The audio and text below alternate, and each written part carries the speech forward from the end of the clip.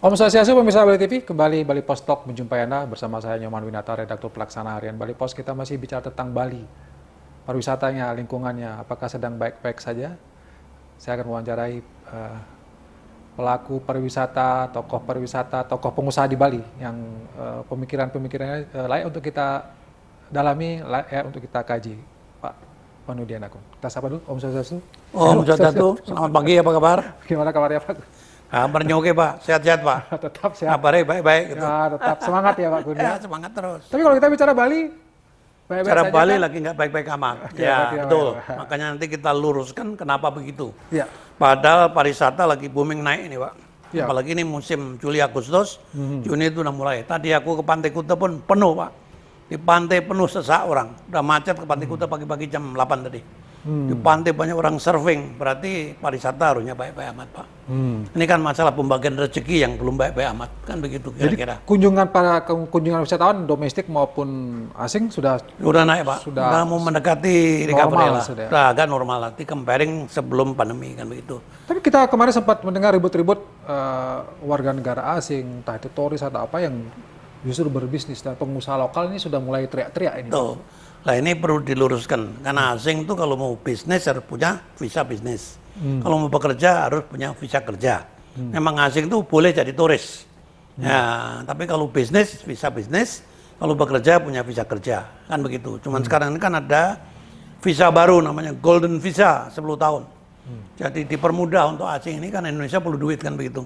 Jadi ini harusnya begini, kalau saya, Pemda itu perlu turun ke lapangan. Pemda itu dengan dinas perizinannya, dengan dinas pendapatan, Dispenda, turun aja ke lapangan, wilayah-wilayah itu di mana? Didatangi saja, kalau belum punya izin dikasih izin saja, kalau belum bayar pajak dikasih nomor pokok wajib pajak. Ini kan pajaknya 10% Pak, PHR. Kalau namanya wilayah, namanya kos apa itu kan kena pajak 10%. Kalau toko kan 11% PPN, PPH kan belum tentu untung ya. Ini harus jelas Pak, makanya ini perlu Pak kita data. Itu kan ada asosiasi itu Pak Kadek itu teman saya itu, Kadek Andiana itu yang jadi ketua asosiasi penyewaan wilayah itu, kalau bagus sekali, perlu disupport, dia akan mendatangi wilayah-wilayah yang bodong tadi, wilayah-wilayah yang dikelola oleh orang asing. Soalnya yang punya itu orang lokal Pak. Biasanya orang lokal itu nyewakan wilayah 10 tahun, dibayar per tahun oleh asing itu yang mengelola lagi. Orang asing ini yang menyewakan ke asing lagi, dia lebih pintar. Harganya lebih tinggi, katakan nyewa dengan orang lokal katakan 1.000 atau 200.000, dia bisa jual 500.000. Sama nyewakan mobil Pak. Misalnya Alphard itu kalau saya nyewakan 2 juta, asing itu bisa jual ke tamunya dia 2,7. Modalnya hanya connection dan bicara. Nah, wilayah-wilayah itu semuanya yang punya orang lokal Pak. Yang orang lokal Bali disewakan ke turis 10 tahun, ada yang 15 tahun, tapi bayarnya bukan 10 tahun Pak. Dibayar per tahun, nanti tap, mereka kelola. Memang harusnya itu yang lokal itu kan yang jadi direkturnya tetap itu saya rasa. Tapi dengan aturan baru sekarang kan orang asing pun punya hak pakai kalau beli properti itu, bisa namanya dia, hak pakainya itu lumayan nggak tanggung-tanggung Pak, 80 tahun Pak. Apakah langsung dikasih 80 tahun? Saya nggak tahu itu Pak. Ini undang-undang baru. Banyak orang belum tahu Pak. Dulu namanya orang asing itu makin nomine Pak. ya. Nomine itu biasanya lawyernya dipakai, atau notarisnya dipakai, atau kawin sama orang Bali. Nah, kan gitu Pak kira-kira. Itu dulu, modusnya dulu seperti itu. Sekarang tidak usah seperti itu. Tidak usah seperti itu. Jadi mereka sudah bisa punya properti. Misalnya beli wilayah apa gitu dibeli, dia turun pangkat nggak apa-apa. Dari yang hak milik jadi hak pakai. Nggak apa-apa, tapi milik dia. Sekarang umur udah 50 tahun. 80 tahun lagi udah mati dia kan. Kan logikanya gitu Pak. Ini udah dipermudah. Makanya nih yang penting itu 2 lembaga ini. Pajak, Dispenda, narik duit yang 10% tadi, dan perizinan, ngecek. Karena izin lebih gampang sekarang. Tetangga saya itu bangun villa, bangun apa, nggak perlu izin ke saya. Tetangga nggak dimintain lagi. Katanya udah OSS. Nanti izinnya belakangan keluar jadi dengan denda-dendanya baru bayar. Saya punya di Parirenan sama ini di Raya Kuta, dan di depan villa saya itu begitu Pak. Bangun sebelah tinggi. Ditanya mana, wah kita nggak perlu izin tetangga lagi Pak, nggak perlu izin sebelah, nggak perlu. Oke silakan, berarti dipermudah. dengan adanya itu tadi Pak. Tapi saya heran kok di Gianyar ada rahasia tentang wila-wila, izin wila, dedek bengek. Tapi di Badung ini bebas.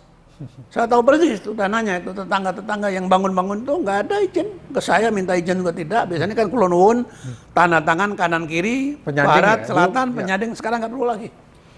Nah ini kemudahan di situ. Tapi menurut Pak Kun, apakah kemudahan ini menguntungkan bagi Bali atau Tergantung kita Pak. Ini kan peluang duit masuk Pak. Nah, untuk pajaknya? Ya? pajaknya turun Pak. Ini kan pengusaha kan tujuannya membuka lapangan kerja sebanyak-banyaknya. Pajak. Kadang-kadang orang nggak membayar pajak Pak. Males. Ngapain pajak? Ya. 10% itu lumayan Pak. Untungnya orang villa, orang hotel itu nggak ada 10% Pak. 10% itu udah lebih tinggi daripada pendapatan dia bangun hotel Pak. Honest saja Pak. Saya kan punya hotel kebetulan Pak. Saya membayar 1 buku Pak. Untung saya ini nggak ada lebih besar dari Despenda yang narik 10% Pak. Dia lebih tinggi Pak. Apalagi hotel-hotel kecil Pak. Hotel kecil katakan revenue katakan berapa? 4 miliar. 4 miliar itu orang bayarnya udah 400 juta. Belum bayar lagi uang servis 400 juta. Untuk karyawan gitu. Paling dia bosnya untung 5%, 3%. Apalagi kalau punya utang bank, nggak ada untung. Nggak ada untung. Sebenarnya 10% itu udah tinggi menurut saya. Maka nanti ada punya ide dari DPRD Bali mau nambah 5 kali lipat pajak budaya yang sekarang $10 ke $50. Pendapatan pungutan wisatawan asing itu boleh naikkan. Itu ketinggian sebenarnya. Nah, ini kasih contoh di Singapura. Singapura itu namanya VOA gratis. Thailand gratis. Negara tetangga kita gratis tidak bayar. Thailand itu sebelum pandemi 35 juta turis datang ke Thailand. Ini mirip-mirip negara Indonesia, mirip Bali. Malaysia yang lebih mahal pun juga gratis. Visa on arrival itu gratis. Turisnya tahun sebelum pandemi ya 30 juta turis. Ya, Singapura yang pulau yang sebelum Bali itu namanya pajak itu di ASEAN itu paling rendah. Ya, dan negaranya nomor 10 besar negara kaya di dunia. Paspor Singapura itu kemana-mana nggak perlu visa lagi karena dianggap already well state negara yang sudah makmur begitu kira-kira Pak. Gitu-gitu. Dan pelayanannya the best. Kita ini kan mohon maaf saja, yang perlu diperbaiki itu quality service. Pelayanan ke wisatawan. Jangan mungut-mungut. Kalau perlu nanti begini. Tujuan wisata misalnya ke Tanah Lot, naikkan aja harga. Cuman itu kan milik Pemda tingkat 2 kan. Bagaimana supaya provinsi dapat bagian dari itu. Perlu dirubah peraturan sedikit. Misalnya orang ke Mengwi, orang ke Tanah Lot, orang ke Pecatu, orang ke Uluwatu, orang ke Tapak Siring misalnya, orang ke Kintamani, itu kan ada tiket masuk. Nah, itu kalau perlu ya dinaikkan sedikit. Di Singapura, ini masuk hiburan yang lumayan, ke Universal Studio, itu 1 juta yang orang dewasa, 83 Singapura dolar. Anak kecil itu $65 sekali masuk. Mau 1 jam, 2 jam, mau 1 hari silakan, mahal sekali. Itu di Pulau Santosa sana, di situ ada kasino, ya ada resort itu yang terkenal sekali. Itu di Asia hanya Singapura yang ada, yang namanya itu Universal itu. Ya kita mana? Makanya naik aja. GWK itu udah mahal katanya. Kalau perlu naik lagi, tiket masuk ke tempat-tempat wisatawan itu. Misalnya ke Alas Monyet, Monkey Forest. Monkey Forest, naikkan aja tiket masuk supaya monkey itu makmur gitu kan, misalnya gitu kan. Ini kalau menurut saya. Ya, jadi bukan dengan menaikkan pungutan wisatawan asing yang $10 itu jadi $50. Kita jangan nempel dengan Inggris Pak. Ya, Pak Kun nggak setuju itu. Nggak setuju. Katanya untuk quality tourism itu gimana? Nggak ada. Ini Pak ngitungnya kalau datang 5 orang kan Pak, $50 kali 5 itu udah 200 berapa $50 $250. hanya untuk itu toh. Padahal di sini kan udah dipajaki macam-macam Pak. Di hotel itu udah kena 21% tax and service. 21%. Ya itu yang bayar turis Pak, bukan yang punya hotel. Termasuk nanti hotel itu kalau ada untung bayar PPA badan sampai ke 30% kalau untungnya banyak, karena gitu. Jadi sebetulnya pungutan itu juga sekarang kenapa belum patuh?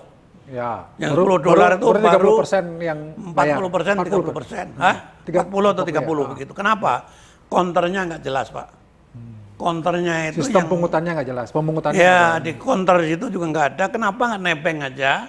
Di counter VOA itu minta izin airport authority, saya naruh orang saya untuk majeki yang $10 tadi. Cecer aja.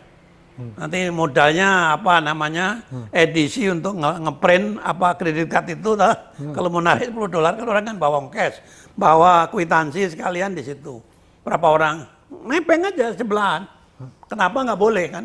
Nah, itu yang FOA udah punya 21 atau berapa counter itu BRI, Bank Rakyat Indonesia, Bank Negara, bank milik kita BUMN. Mosok kita nggak boleh. Sekarang kita kalau di airport itu mana pungutan yang $10 itu nggak ada. Counternya nggak ada, Pak. Counternya nggak ada. Mohon maaf saja, disuruh online, Hello Bali atau apa, itu kan nggak jelas. Nggak begitu profesional. Kalau itu ada counter, saya harus bayar, Pak. Nanti ada yang domestik misalnya, yang lewat Banyuwangi, yang lewat mana lagi pelabuhan, yang ke Lombok itu misalnya, kan itu bagaimana nariknya? Ya, perlu counter aja.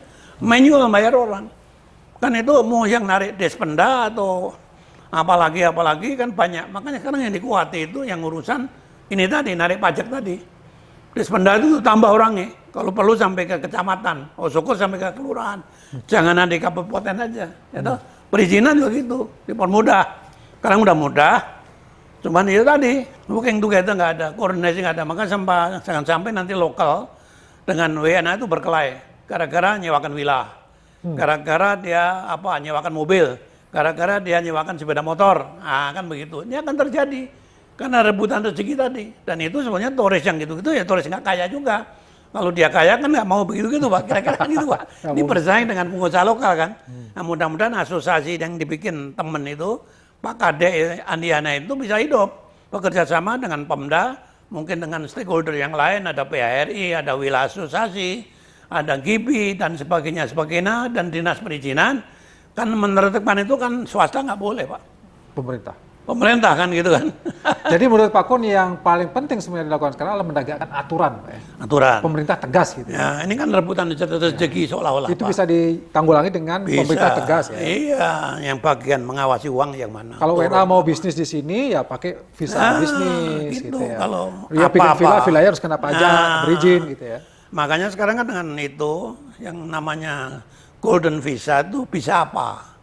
Turis itu, apakah hanya bisa tinggal spending money, apakah juga bisa bekerja? Berbisnis juga. Kan begitu kan, bekerja tuh visa kerja.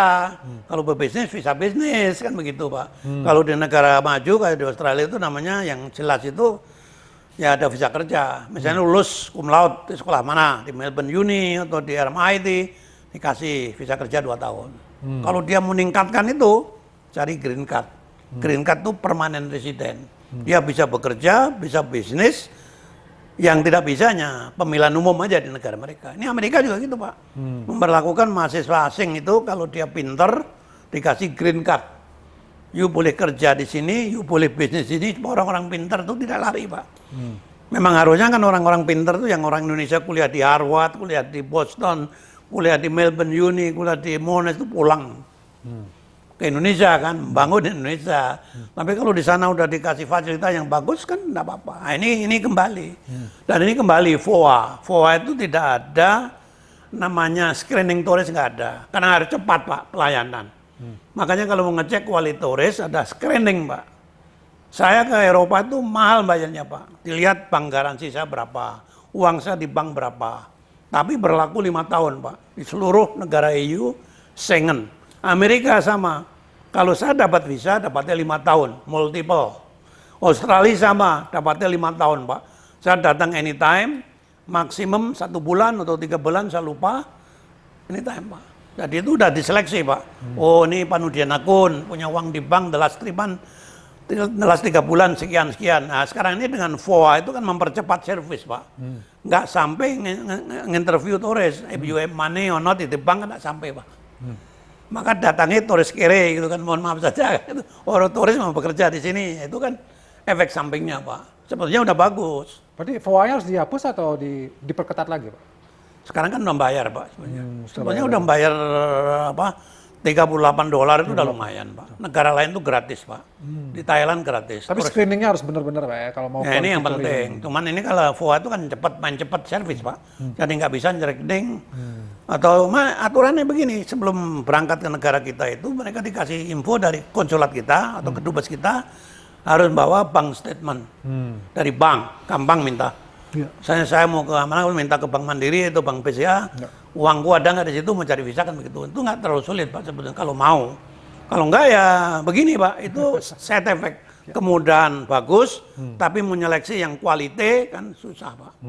Very difficult, gitu aja. Oke. Yang penting bangsa kita ini nggak berkelahi dengan mereka. Ini kan di koran itu kan gaduh. Wah, kayaknya rebutan rezeki ini kan.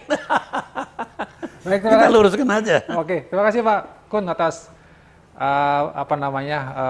wawasan barunya gitu, memberikan kita mempertegas kembali sebenarnya ini tidak perlu terjadi kalau misalnya pemerintahnya betul-betul tegas, pemerintah pusat, pemerintah daerah gitu ya, betul-betul tegas ya Pak Kun ya. Kalau tegas itu akan tidak terjadi rebutan ya, kesejahteraan bisa lebih merata dan Bali bisa lebih baik lagi di masa-masa yang akan datang. Demikian Bali Post Talk kali ini, saya ucapkan terima kasih atas perhatiannya. Satu dengan Santi, Om Santi Om. Terima kasih, sampai jumpa.